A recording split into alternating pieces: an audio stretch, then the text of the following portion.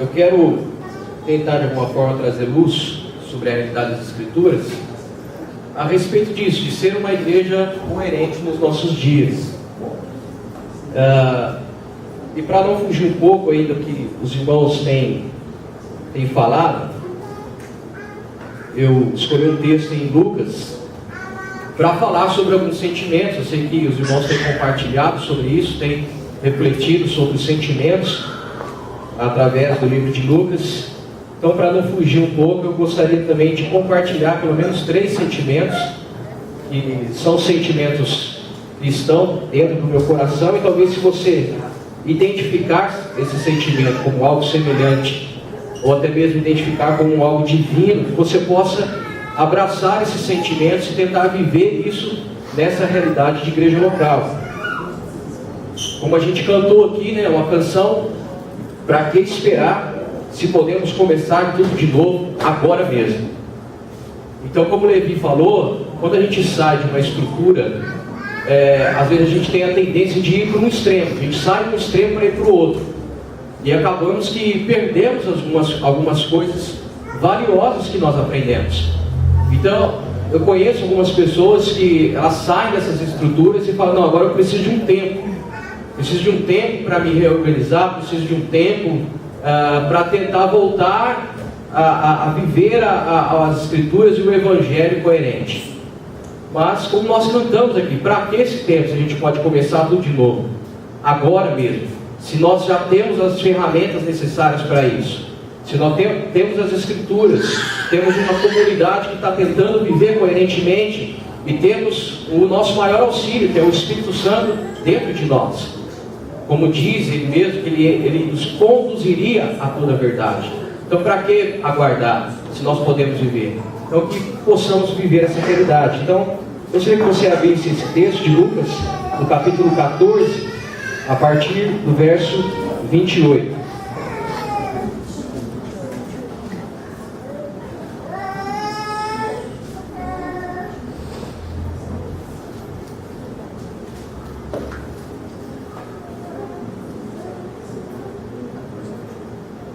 Lucas 14, verso 28.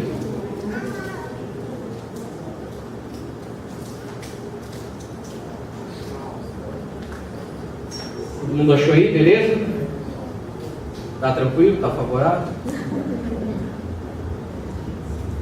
Quem de vós, com efeito, querendo construir uma torre, primeiro não se senta para calcular as despesas e ponderar se tem com que terminar? Não aconteça que, tendo colocado o alicerce e não sendo capaz de acabar, todos os que virem comecem a caçoar dele, dizendo: esse homem começou a construir e não pôde acabar. Ou ainda, qual rei que, partindo para guerrear com outro rei, primeiro não se senta para examinar-se se com 10 mil homens poderá confrontar-se com aquele que vem contra ele com 20 mil? Do contrário, enquanto o outro ainda está longe, envia uma embaixada para perguntar as condições de paz.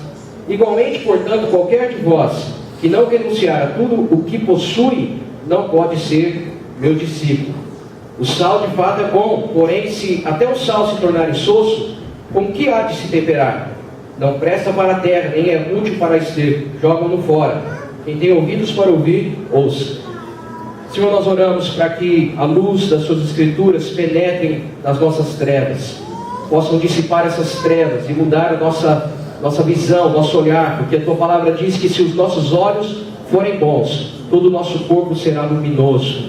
Possamos andar nessa luz, a luz do Evangelho coerente, o equilíbrio do Evangelho, Senhor. Conhecer as Escrituras e também o poder do Senhor, como foi cantado aqui. Possamos andar, ó Deus, como Jesus andou, em amor, em compaixão, ó Deus, numa vida sobrenatural, sendo reflexo da tua glória para aqueles que nos servem. Em nome de Jesus. Amém. Você mencionou aqui a respeito da graça, de que Deus não contabiliza os nossos débitos, nem tampouco os nossos créditos.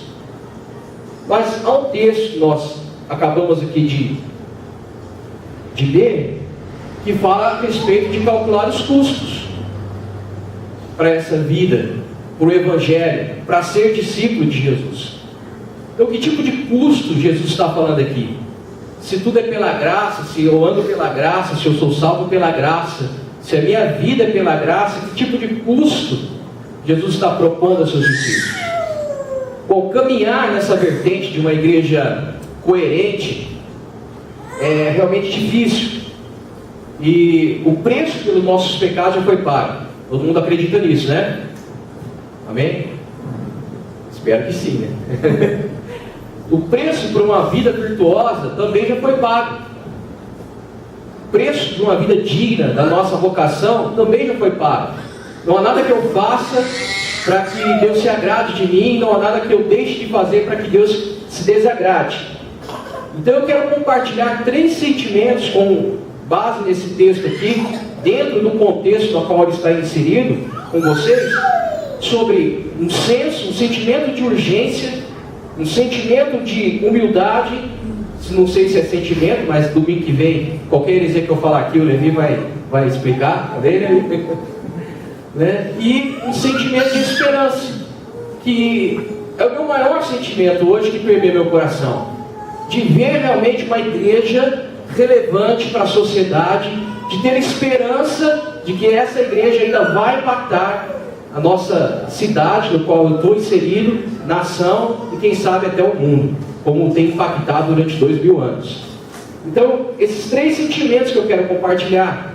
A proposta de Jesus, ao falar sobre a missão da igreja, quando ele começou com seus discípulos, é para que eles avaliassem o custo a respeito desses sentimentos. Então, tem negócio de tecnologia aqui, né, irmãos? É difícil. Jesus, ele está aqui dentro da casa de um líder religioso. Ele está conversando a respeito de algumas coisas. Se você começar a ler a partir do verso 1, você vai ver que esse líder religioso, ele convida algumas pessoas. O texto dá a entender que é um banquete tipo de politicagem, um banquete para eles se saírem bem, para ganhar algum benefício. Nós vamos ler alguns textos que vão nos dizer isso. E ele começa a falar sobre algumas coisas. Ele dá alguns exemplos, conta algumas parábolas e chega nesse texto que nós lemos aqui. Então, quando nós invertemos o caminho da coerência, o caminho do equilíbrio, quando nós queremos inverter e impor regras e diretrizes para que as pessoas sigam e obedeçam o Evangelho, nós geramos peso. Porém, o risco de andar na graça é o quê? É que talvez as pessoas não vão querer obedecer. Talvez as pessoas não vão querer se submeter ao Evangelho, uns aos outros. Talvez as pessoas não vão querer caminhar na proposta de Jesus. Mas esse é o caminho, essa é a proposta. Se nós estamos no caminho do Mestre, nós precisamos calcular a torre de uma vida cristã. Calcular a torre de seguir os passos dele. Precisamos sentar e fazer as contas.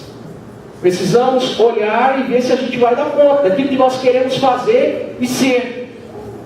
Nós queremos ser uma igreja, nós queremos fazer com que a igreja seja relevante. Mas para que a igreja seja relevante, nós primeiro temos que ser pessoas relevantes. Isso precisa estar cravado no nosso coração. Nós precisamos viver a nossa vida primeiramente para a plateia de um homem só, que é Jesus Cristo. Depois viver para os outros. Essa é a primeira coisa que eu quero refletir com você. Então, o nosso objetivo primeiro é ser, para depois fazer. Nosso objetivo primeiramente é ser transformado, para depois transformar. Nós somos para fazermos, e não fazemos para provar que somos. É diferente. Se nós fazemos para provar que somos, nós vamos ter um ambiente de angústia, de peso, de fardo.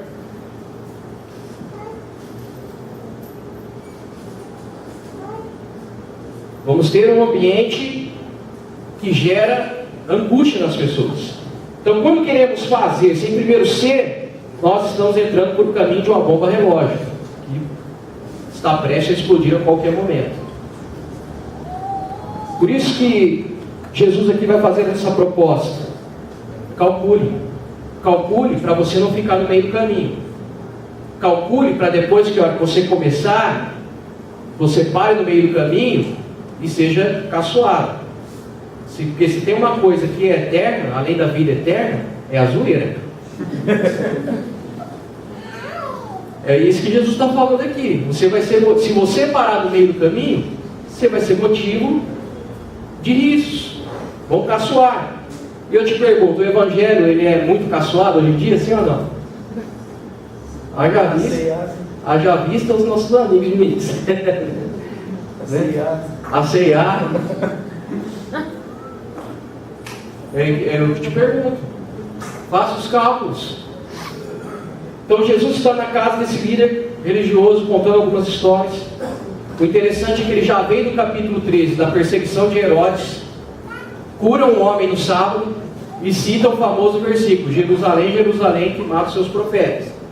Aí ele entra no capítulo 14, cura um outro homem no sábado também, conta a história sobre um banquete que é dado, conta a história sobre marginalizados, e depois entra nesse contexto aqui, fala a respeito do preço de se tomar a cruz, de renúncia, e entra nesse contexto aqui, nesse texto que nós lemos. Então a primeira parte do texto conta essa história de um homem que estava sentado e precisava ser curado. Volta lá comigo no capítulo 14, no verso 1.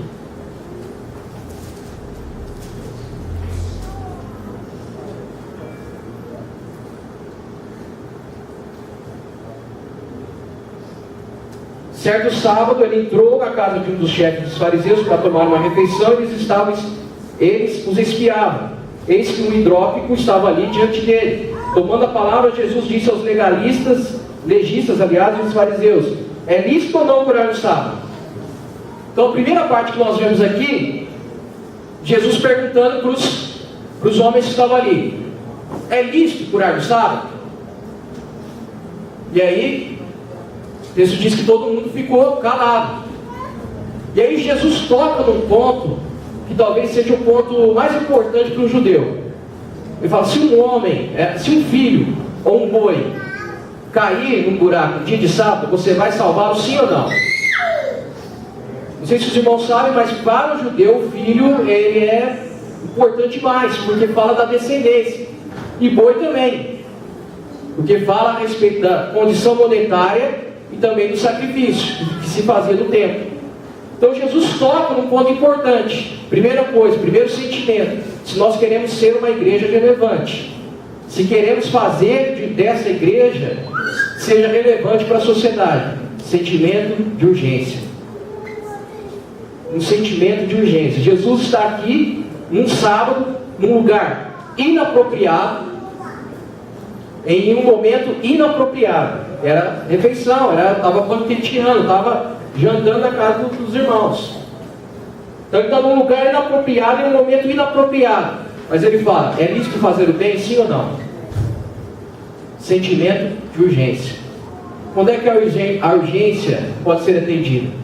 Quando você vê a urgência e você e eu temos o poder para resolver essa urgência. Isso não existe lugar, isso não existe momento, isso não existe hora.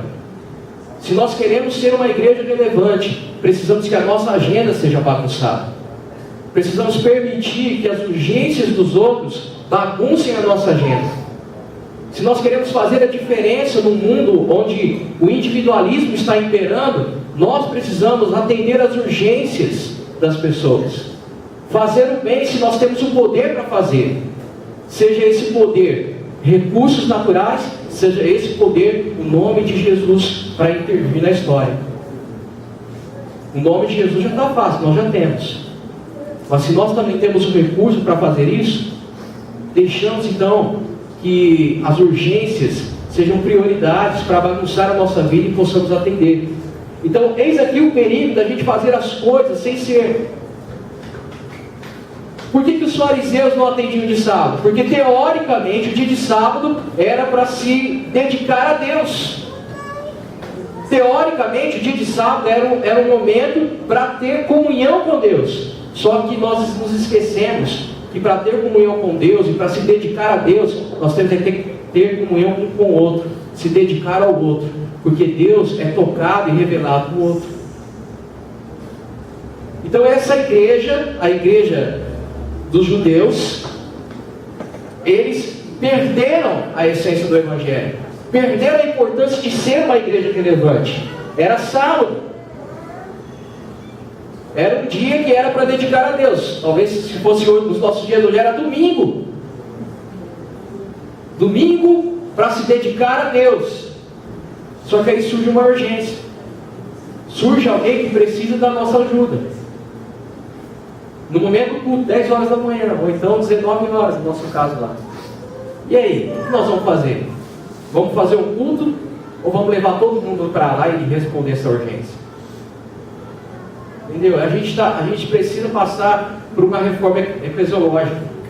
Já passamos pela reforma ideológica a respeito do estudo, já passamos pela reforma dos dons espirituais, mas precisamos de uma reforma das nossas estruturas, que é o que Jesus veio fazer. Jesus veio bagunçar tudo, Jesus bagunçou tudo para nós. Jesus nos deixou em maus lençóis. E eu te pergunto, querendo ser uma igreja relevante, calcule o preço, calcule o custo, sempre faça as contas. Nós caímos em extremos que às vezes nem nós mesmos percebemos. Eu acredito que a maioria que sai das instituições que venderam a sua alma, saem para projetar projetos nobres. É o caso do Levi, que eu conheço ele, converso com ele, tenho uma amizade com ele, temos estreitado cada dia mais nosso vínculo. Nós também saímos lá para projetar coisas nobres, mas nós não podemos cair nos extremos de fazer dessas coisas nobres o nosso objetivo de vida. Nosso objetivo de vida são gente, pessoas, não projetos. Projetos vão beneficiar, sim, vão, mas quando surgir urgências, nós precisamos abandonar os projetos e entender urgências para fazer o bem. Foi isso que Jesus fez nesse contexto. Então Jesus quebra 2 paradigmas. Jesus quebra o paradigma do dia e da hora que tem que se fazer o bem, com esse sentimento de urgência, esse sentimento que estava ligado a quem ele era e não somente a missão que ele veio fazer. Primeiro seja, para depois fazer. Esse sentimento de urgência no coração de Jesus estava ligado a quem ele era, como pessoa. A compaixão que permeava o seu coração. A compaixão que movia o seu coração em direção às outras pessoas. E não somente a missão. Conheço muita gente que está querendo fazer a obra de Deus, com essa ideia de fazer a obra de Deus, mas se esquece daquele que está ao lado. Em nome da obra de Deus, se esquece das urgências da sociedade, em nome da obra de Deus. Urgência são pessoas. Amém?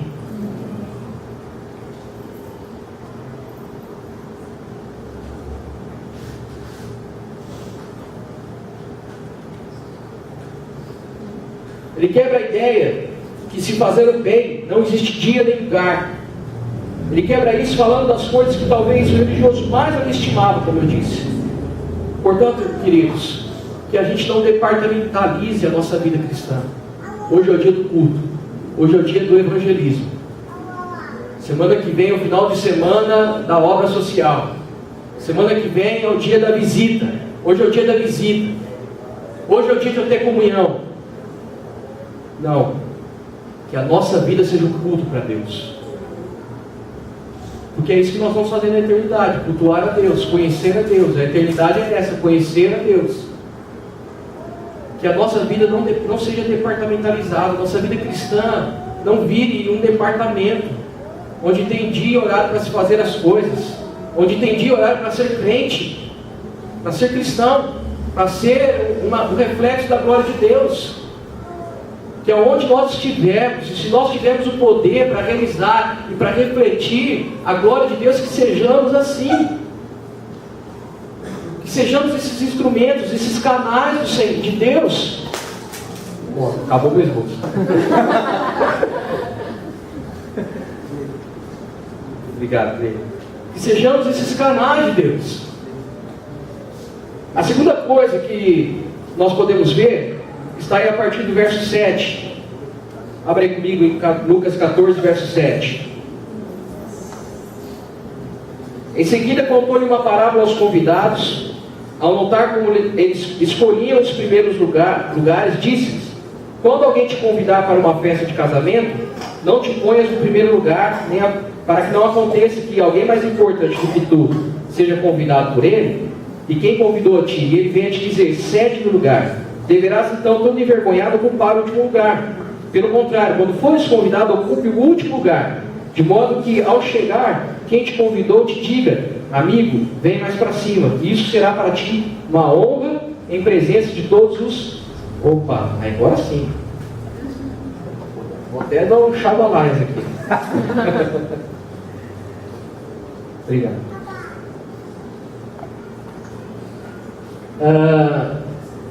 Amigo, vem mais para cima. Isso será para ti honra em presença de todos os convidados, pois todo aquele que se exalta será humilhado, e quem se humilha será exaltado. A segunda coisa segundo sentimento que eu gostaria de compartilhar com você é a respeito da humildade. Precisamos ser uma igreja que anda nesse sentimento de humildade, que não procura honras, que não procura elogios, que faz as coisas não para ser reconhecido ou para ganhar status, que faz as coisas não para mostrar ou para propagandear, não sei se existe a palavra, mas propagandear o nome de Jesus. É interessante que as igrejas hoje elas querem propagandear o nome de Jesus. Venha para cá porque você vai ser curado, tem tantas curas, tantas casas de milagres, de paz. Como se Jesus precisasse de alguma propaganda. Sendo que em muitos textos nós vemos que Cristo curado e fala: não fala para ninguém. Mas hoje é o contrário. Hoje, se é curado, faz propaganda. E propaganda daqui. É aqui que você foi curado. É aqui que você foi restaurado. É aqui que a sua família foi reestruturada. Então, o segundo sentimento é que a gente deve caminhar nesse sentimento de humildade. Esse cara aqui que fez esse banquete, provavelmente fez esse banquete com um politicagem. Então Jesus já era conhecido, Jesus já era um homem que a sua fama já tinha percorrido toda a Judéia, Jerusalém. Então ele convida os maiorais da sociedade ali, da onde ele convivia, e fala: ó, na minha casa hoje vai estar Jesus jantando lá, aparece lá, cara. E aí esses caras, então, eles vêm para esse jantar e querem sentar nas primeiras fileiras. E aí Jesus fala assim: ó, não faça isso. Não faça isso. Quando você entrar no lugar, não procure as primeiras fileiras. Quando você entrar no lugar, procure sentar nos últimos lugares. Para que, se você tiver que ser honrado, você vai ser honrado e não vai ser envergonhado. Porque caso contrário, alguém mais importante chegue, você vai ter que sentar lá no último lugar e vai ser envergonhado. Então Jesus fala desse sentimento. O sentimento de caminhar na humildade. Para que nós queremos de repente fazer obra social? Conheço muitas igrejas que querem fazer obra social para ganhar mais status perante a sociedade, para ganhar talvez recursos do governo. Conheço alguns lugares que querem propagandear o nome de Cristo para ganhar fama. Falam de deixar um legado, mas o legado que eles querem deixar é do nome da igreja, não do nome de Cristo. Falam de fazer uma história, de ser protagonista de uma história, mas eles querem ser protagonistas para que o nome deles seja lembrado, e não o nome de Jesus. E você vai perceber que todos os avivamentos que aconteceram, nenhum desses protagonistas que hoje nós lembramos, como foi John Wesley, Charles Finney, eles jamais queriam que o nome deles fosse lembrado. Eles não tinham isso em mente, eles não tinham essa preocupação. Pelo contrário, eles apontavam para Cristo, apontavam para o Senhor, apontavam para Jesus. Sabe o que é isso? Humildade. Reconhecimento de quem não é, porque só o Senhor é.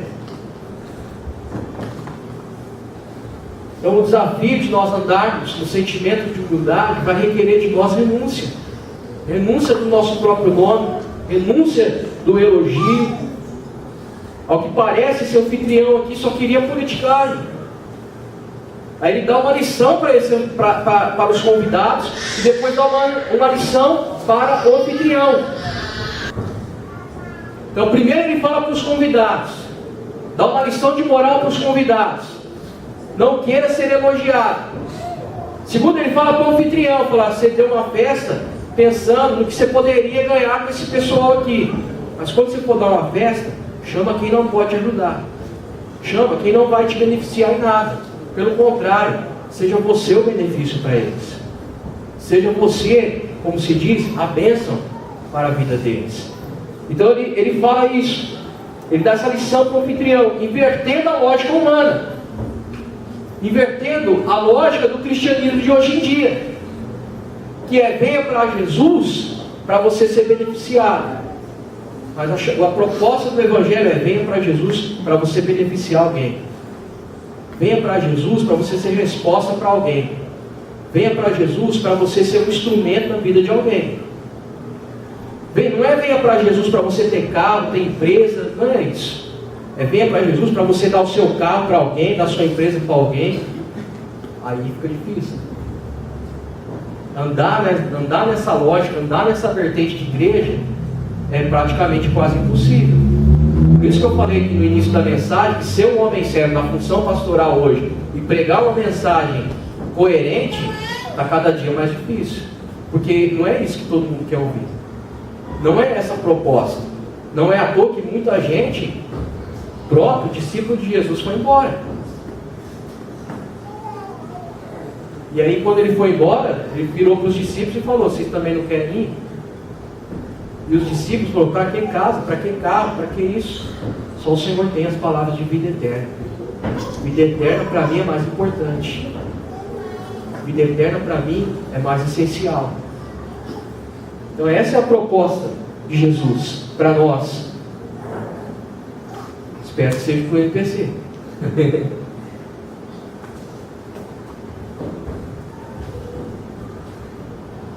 Então, meus irmãos, esse é o tipo de igreja que eu tenho esperança no meu coração ver acontecer. A igreja de Atos capítulo 2.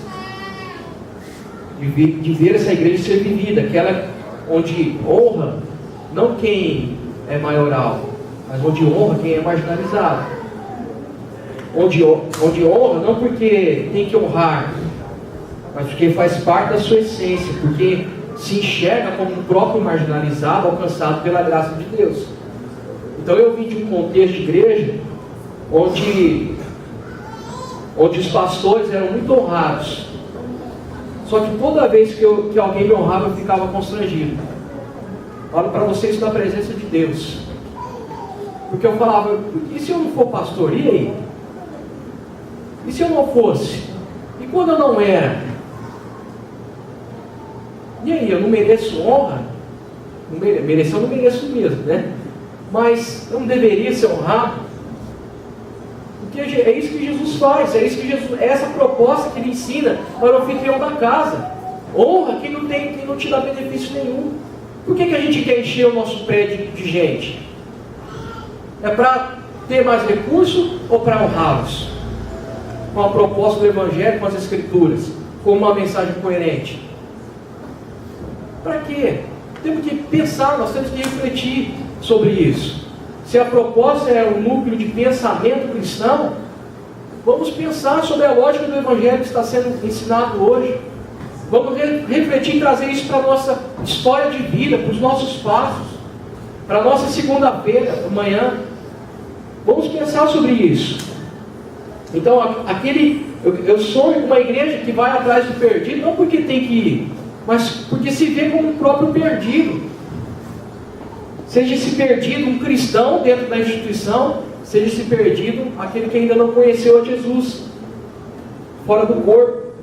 Então a razão disso, porque nós queremos encher as pessoas, não é para ser elogiado, não é para ser reconhecido como uma igreja grande, mas para honrar realmente os marginalizados, para ser benefícios para eles, para ser um canal de graça, um canal de amor, um canal de perdão, um canal de reconciliação na vida de cada um deles. Queremos encher este lugar, queremos que as nossas igrejas cresçam, não é para ter um título, para ser reconhecido como um grande líder espiritual, como um fazedor de discípulos, como um pastor marqueteiro. Queremos encher esse prédio porque nós amamos o perdido e queremos honrá-lo, queremos dignificá-lo. E aquele que tem a sua alta imagem destruída, restaurar essa imagem, a imagem do Cristo, porque para isso fomos chamados. Então a humildade serve para nós, esse sentimento de humildade serve para nós, para que a gente não olhe para si, para que a gente não pense em nós mesmos. Uma comunidade, né, que não faz porque alguém mandou, mas porque está na essência, porque está dentro do coração, porque ele recebeu isso do Pai, recebeu essa dignificação, dar sem esperar em troca, fazer sem esperar o recurso. Então esse é o segundo sentimento que eu queria compartilhar com vocês. E o último sentimento está aqui a partir do verso 15, que é a esperança. Mas como diz o Mário Sérgio Cortella, esperança no verbo de esperançar, e não esperança no verbo de esperar. Cortella, ele fala que a gente tem uma ideia de esperança como esperar. Então, o que eu posso fazer com a violência? Eu espero que alguém resolva, eu espero que um político resolva. O que eu posso fazer com a fome? Eu espero que alguém resolva a questão da fome. Então, o Cortella ensina a respeito da esperança como o verbo esperar, mas existe a esperança do verbo esperançar. Esperançar é agir, esperançar é eu assumir a responsabilidade sobre aquele problema e tentar resolver com aquilo que eu tenho. No nosso caso, nós somos uma comunidade, nós podemos nos unir para tentar resolver de alguma forma os problemas da sociedade e uns dos outros. Esperançar é isso, é eu sair da minha área de conforto, é eu sair do meu comodismo, eu não transferir a responsabilidade, mas assumir essa responsabilidade. E nós, como igreja, devemos assumir como corpo a responsabilidade. Então, a partir do verso 15, a gente ouve a respeito de um homem que encontrou esperança. Olha o que diz. Ouvindo isso, um dos comensais lhe disse: feliz aquele que tomar a refeição no reino de Deus. Então ele falou: poxa, se eu tenho que participar de um lugar onde as pessoas serão benefícios para mim, beleza, olha que bom. Esperança. Só que aí Jesus, ele inverte a lógica novamente. A partir do verso 16. Mas ele respondeu, Jesus: um homem dava um grande jantar e convidou a muitos. A hora do jantar enviou o seu servo para dizer aos convidados: vinde, já está tudo pronto. Mas todos unânimes começaram a se desculpar. O primeiro disse-lhe: comprei um terreno e preciso vê-lo, peço que me dês por escusado. Outro disse: comprei 5 juntas de bois e vou experimentá-las, rogo que me dês por escusado.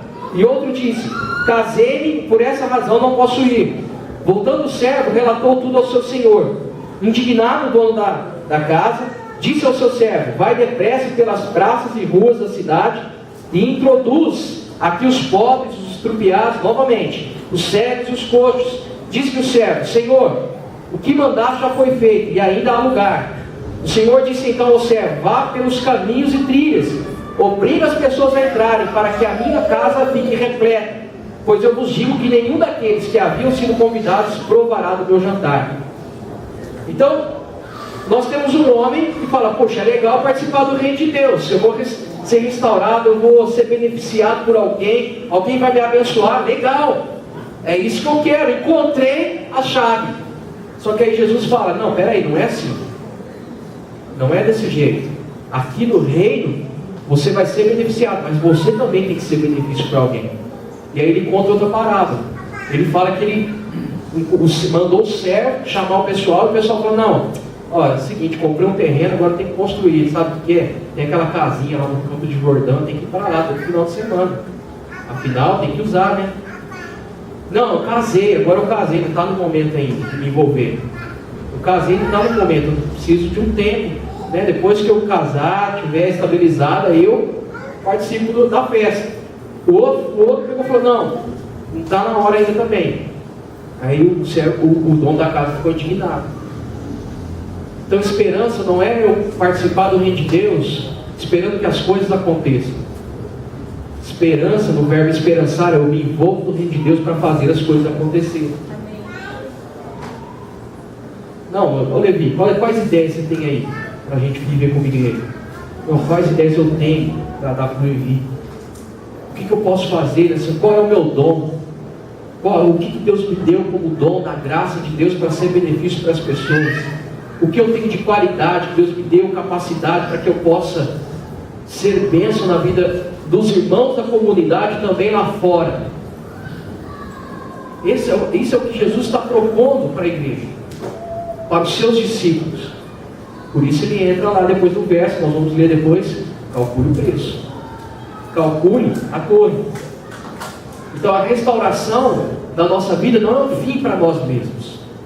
Deus quer nos restaurar, Deus quer nos dignificar, Deus quer restaurar a nossa autoimagem para que possamos ir para fora. E uma coisa é certa, Deus quer que a sua casa fique cheia. Então eu sou contra crescimento de igreja? Não sou contra, porque Deus quer. Aqui o próprio texto fala, Ele quer que a casa fique cheia. Agora eu sou contra métodos que tentam substituir o Evangelho para que a casa fique cheia, trazendo pessoas por adesão e não por conversão, trazendo pessoas que fazem a obra de Deus, mas que não têm a essência, não têm as escrituras gravadas, não vivem uma vida digna da sua vocação para a qual foram chamados. É isso que eu sou contra. Então nós vemos esse homem aqui que pensou que o reino de Deus é uma oportunidade para ele de ser beneficiado. Só que o chamado de Deus é para ser beneficiado e beneficiar alguém. Então o terceiro sentimento que eu gostaria de compartilhar com vocês é essa esperança no sentido de esperançar, no sentido de nós sairmos da nossa zona de conforto, de nós sairmos dos nossos porquês ou das nossas limitações, transcender essas limitações para ser realmente uma igreja relevante na sociedade. Então, por um lado, nós fomos convidados a participar desse banquete, mas esse banquete não é um fim para nós mesmos. Esse banquete não é um fim de nós conquistarmos coisas em Deus, mas não é um fim para nós vivermos em benefício próprio, para suprir apenas as nossas carências, nossas necessidades, nossas emoções conflitantes, nossos apelos humanos egoístas. Não é um fim para isso esse banquete, mas esse banquete é um reino de amigos, para ser vida para outro. É nisso que está o banner lá no Facebook, né? O reino de amigos, né? Copiei de vocês. Ser um reino de amigos que servem uns aos outros, que servem a sociedade como fruto de quem nós somos em Deus, não como fruto daquilo que nós queremos fazer para Deus apenas. Por causa desse serviço, e por causa desse amor uns aos outros, que é essência e não um mandamento apenas, outros olharão para nós e falarão, vale a pena participar disso. Eu não sei se você conhece alguém, mas quantos conhecem pessoas que falam, não, igreja para mim, não quero saber de igreja não. Por quê? Já se perguntou? É por causa da imagem que as igrejas estão refletindo lá fora. Uma imagem de benefício, que atende os apelos egoístas, mas nunca quer abrir mão, nunca quer viver para o outro. Aqui está um grupo de pessoas comigo aqui, lá na nossa igreja, que viveu histórias parecidas com a nossa também. Na hora que precisou, não tinha alguém para amparar, não tinha alguém para acolher. Irmãos que abriram mão da vida, do trabalho, da família, para servir a Deus integralmente. Abriu mão do serviço lá fora e depois, na hora que mais precisou, não tinha alguém para amparar. Frustrados. E aí restaurar uma pessoa dessa é mais difícil ainda, do que pegar o evangelho do novo convertido, uma pessoa que não conhece. Então nós somos chamados, irmãos, a esperançar, a sair, a ser benefício. A igreja é chamada para isso. A proposta de Jesus aqui em Lucas, nesses sentimentos, é essa. Estou encerrando já. Então a quem nós devemos servir? Novamente Jesus aqui nesse texto ele fala aos renegados, aos desvalidos, aos marginalizados.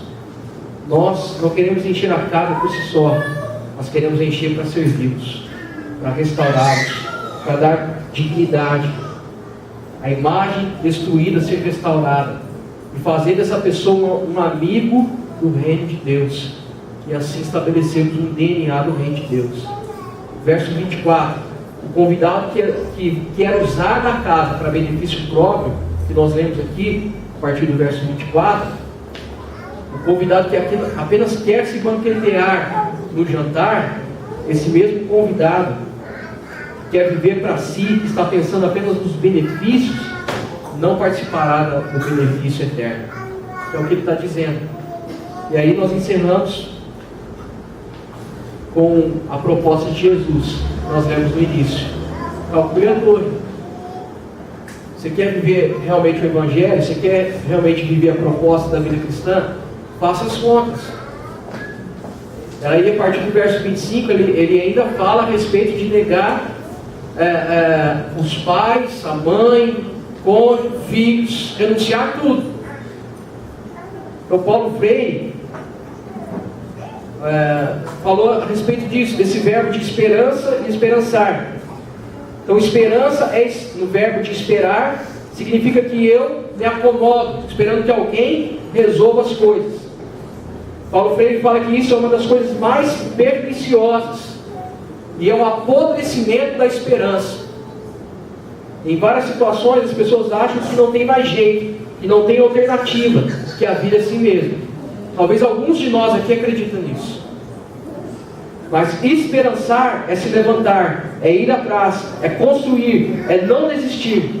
Esperançar é levar adiante, é juntar-se com outros para fazer de outro modo aquilo que seja relevante. Se algo que Paulo Freire fez o tempo todo foi incendiar o nosso coração com esse tipo de esperança. E um outro homem chamado Júlio Cortázar, nos anos de 1960, afirmava o seguinte: a covardia tende a projetar nos outros a responsabilidade que não encontramos em nós mesmos. Que não sejamos covardes, que sejamos crentes realmente, que vão enxergar essa história, essa proposta de Jesus, e vão falar: Senhor, eu quero viver dessa maneira, ainda que isso custe a minha renúncia, é a renúncia de tudo que eu tenho, pois a proposta da cruz é essa: negue-se a si mesmo. Essa é a proposta. Eu não estou dizendo que existe um preço que eu tenho que ir para ser amado, para ser aceito por Deus. Estou dizendo que nós precisamos renunciar tudo que nós temos, se nós queremos viver a proposta do Evangelho. Eu não sei como colocar isso perfeitamente. Talvez o Levi, que é mais inteligente que eu, possa colocar depois. Mas essa é a proposta de Jesus. E eu queria orar com você a respeito disso. Nós chegamos nessa conclusão, nessa lógica do reino. Precisamos perder para ganhar. Precisamos abençoar ao invés de ser abençoado. Viver para o outro ao invés de viver para si. Amar ao invés de ser amado. Honrar ao invés de ser honrado. Fazer o bem sem olhar a quem. Brincadeira, isso aí é meu mesmo. Nesse sentimento de urgência, nesse sentimento de humildade, que busca servir ao marginalizado, e nesse sentimento de esperançar, onde eu saio, não transfiro a responsabilidade, mas eu assumo a responsabilidade com o corpo, com a vida da igreja, para fazer ele ser uma diferença na sociedade. Avalie o custo. Eu tenho pensado nisso. Isso tem marcado a minha vida. Aceite, avalie o custo de aceitar esse tipo de vida. Avalie o custo se você está disposto a reavaliar a lógica da igreja contemporânea de hoje. Avalie o custo da lógica dos seus pais, porque ao fazer isso, muitos pais têm uma forte influência sobre a decisão dos filhos. Avalie o custo da lógica dos seus irmãos, porque os irmãos familiares e até os irmãos da igreja, ao viver esse tipo de vida, ao querer viver esse tipo de vida, vão começar a fazer comparações, é típico de irmão. E talvez eu e você possamos entrar nesse tipo de comparação.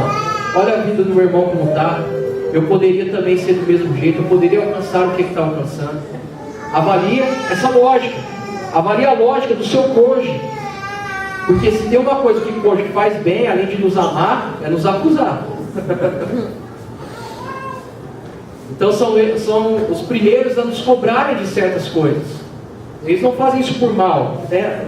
Podemos até entender, mas Jesus está falando, avalie se você está disposto a renunciar ao seu próprio cônjuge. Avalie o tipo de vida, a lógica dos seus filhos, porque os filhos também têm uma forte influência emocional sobre nós. Muitos pais dariam a própria vida para ver o filho viver de outra maneira. Então avalie se você está disposto a renunciar a isso. E por fim ele fala, negue-se a si mesmo. Ou seja, avalie a sua lógica de si mesmo, seus conflitos, suas contradições, sua visão errada de si mesmo. Avalie tudo isso. E ele usa esse exemplo de uma torre e também de um exército. E aí eu me lembro lá de Babel, onde eles também quiseram construir uma torre. Só que o objetivo da torre era fazer o próprio nome célebre. Nós estamos aqui também construindo uma torre.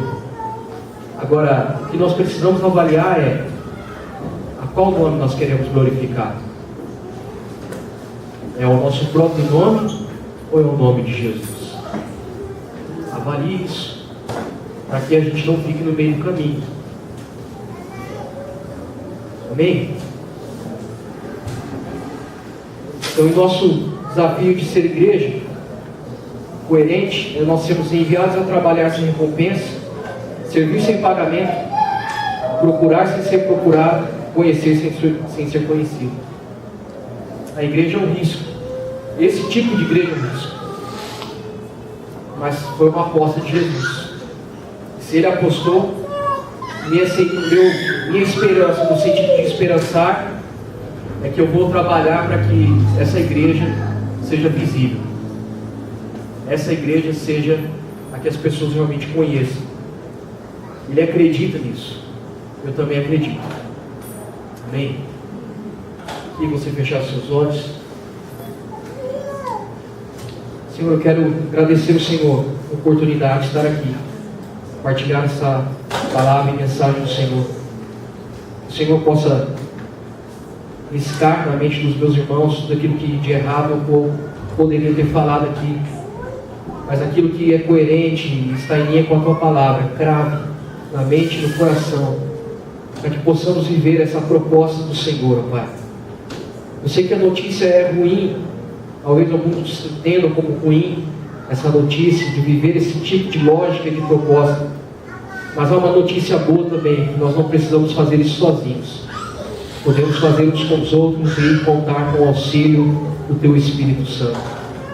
Eu peço ao Senhor que nos ajude a trilhar esse caminho a cada dia, a renunciarmos, a nos envolvermos, a honrarmos os marginalizados, a ter esse sentimento de urgência a fim de socorrer em dias inesperados, que a nossa agenda seja bagunçada, que possamos ser canal de resolução de urgências na vida de outros, ó Pai. Peço para que também o Senhor possa guardar no nosso coração a humildade, pois como diz o provérbio, o orgulho, ele antecede a queda, Senhor. Possamos guardar, ó Deus, a nossa vida, o Senhor possa guardar o nosso coração e guardar a nossa vida nessa humildade, de caminhar como Cristo caminhou, sem procurar honras, elogios ou reconhecimento.